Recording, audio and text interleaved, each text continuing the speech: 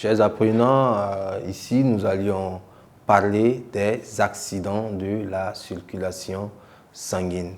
Voilà, comme premier accident, c'est des choses que nous rencontrons à tout moment.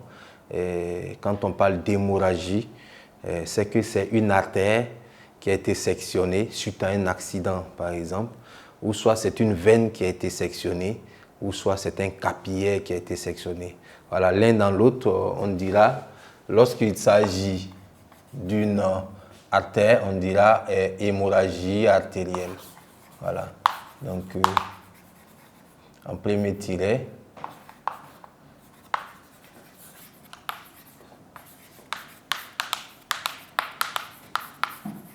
voilà, nous allons parler des hémorragies artérielles. Une artère a été sectionnée et le sang va naturellement couler. Voilà. Mais en ce moment, comme vous le savez, dans les artères, c'est du sang rouge vif qui coule. Et ce sang rouge vif-là coule avec une certaine vitesse. Donc, du coup, quand une artère est sectionnée, l'écoulement du sang se fait par saccade. Et on perd beaucoup de sang en quelques temps. Voilà, donc ce sont les hémorragies les plus dangereuses parce que si les secours tardent à venir, voilà, ça peut être fatal justement pour le blessé. Voilà. Donc ici, hémorragie artérielle, voilà, et elles sont caractérisées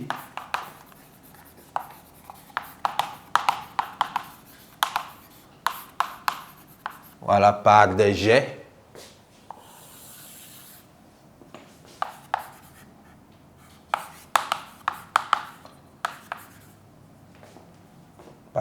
de sang rouge vif par saccade. Voilà, ça sort avec force. Ensuite, le deuxième type d'hémorragie, on est toujours dans la famille des hémorragies, les hémorragies veineuses.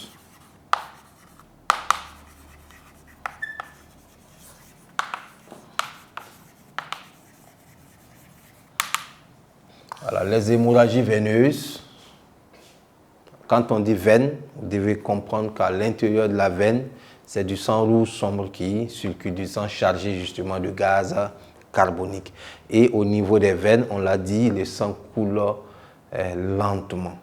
Voilà. Donc les hémorragies veineuses ne sont pas aussi dangereuses. Voilà. Donc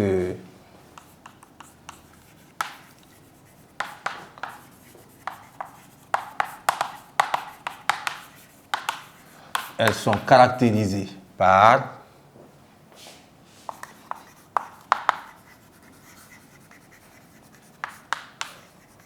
un écoulement lent de sang rouge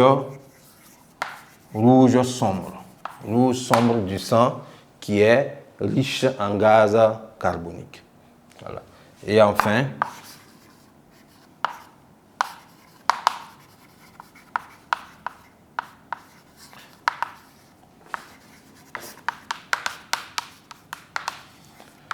les hémorragies capillaires. Voilà. Les capillaires, on l'a dit, hein, les capillaires, ce sont ces vaisseaux sanguins très fins qui se situent au niveau des tissus, donc qui participent aux échanges entre le sang et les tissus. Donc les hémorragies au niveau des capillaires ne sont vraiment pas dangereuses. Alors le sang coule très lentement et ça s'arrête très vite d'ailleurs. Voilà. Donc elles sont caractérisées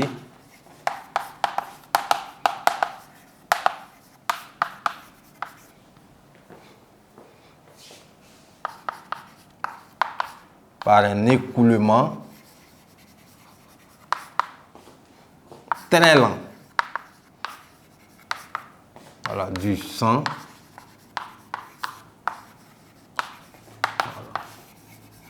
au niveau des tissus. Voilà. Donc voici ici les trois types d'hémorragie, voilà, les accidents de la circulation sanguine. On continue. Voilà. On parle là ici d'hypertension et d'hypotension qui constituent également des accidents de la circulation sanguine. Vous avez sans doute entendu des gens qui disent souffrir de l'hypertension ou de l'hypotension. Voilà, ce sont des mots qui sont assez répandus actuellement dans nos sociétés. Voilà.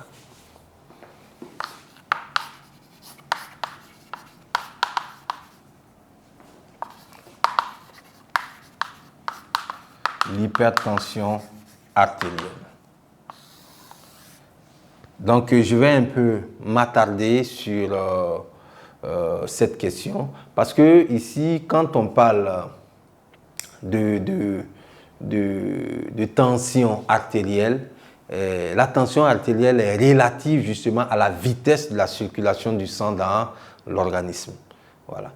Et il y a des gens qui disent aller prendre leur tension. Quand quelqu'un dit je vais prendre ma tension, il s'attend justement à deux valeurs. Voilà. Quand vous prenez votre tension, on va toujours vous donner deux valeurs, deux expressions. On peut peut-être vous donner 13 et 7. Je prends un exemple. La première valeur qu'on va vous donner, c'est la valeur de la tension prise pendant la systole. Pendant la systole, le temps du travail du cœur. La deuxième valeur correspond à la valeur prise pendant la diastole, au temps de relâchement du cœur. Mais les normes, c'est quoi? Pendant la systole, pour un individu qui est très bien portant, la tension doit tourner autour de 12, entre 12 et 14. Vous voyez un peu? Au-delà de 14, ça veut dire quoi? Que l'individu est hyper tendu.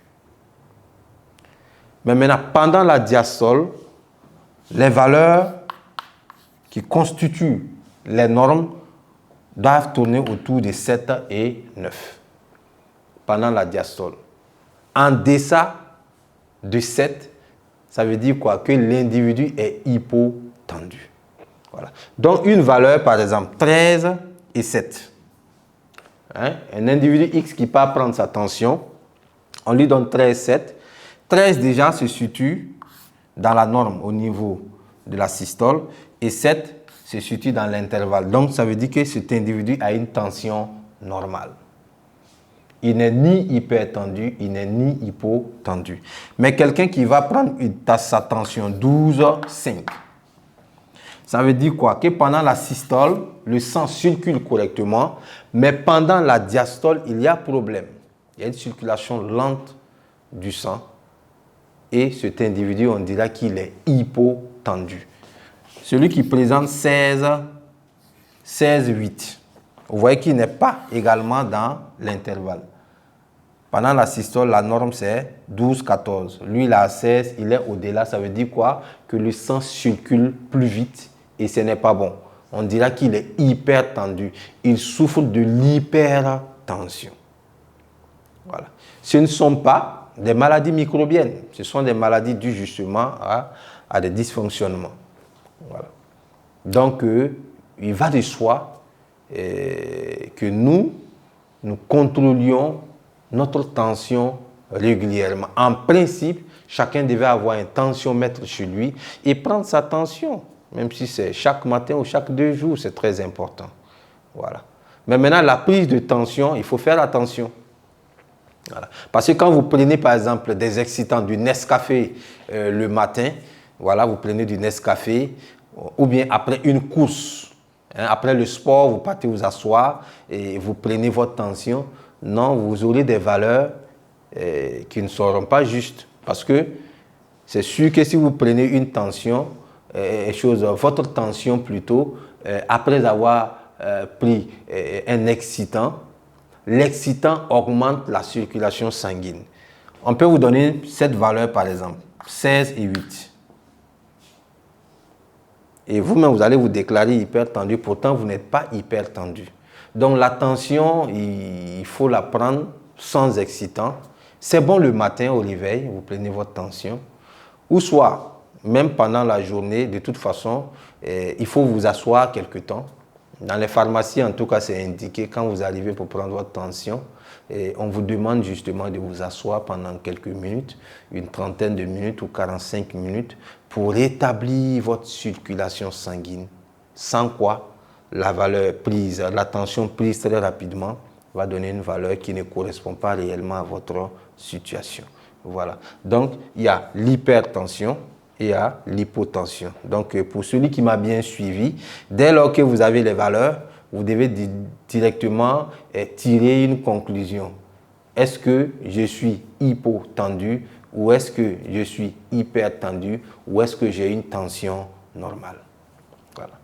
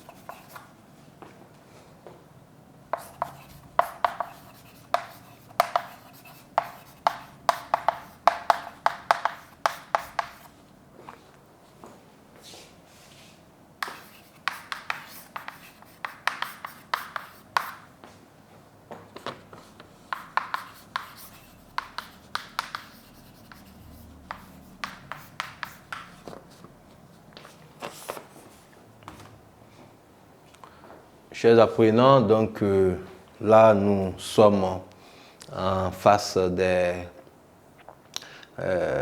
5 accidents de la circulation sanguine. Voilà, les hémorragies artérielles, les hémorragies veineuses, les hémorragies capillaires, l'hypertension artérielle. Quand la tension est forte, c'est-à-dire supérieure à 14, et l'hypotension artérielle, quand la tension artérielle est faible, c'est-à-dire en deçà justement de 7. Voilà. Donc voici un peu résumé ce qu'on pouvait dire justement sur les accidents de la circulation sanguine. Voilà. Nous allons boucler cette partie, cette leçon avec l'hygiène de la circulation sanguine.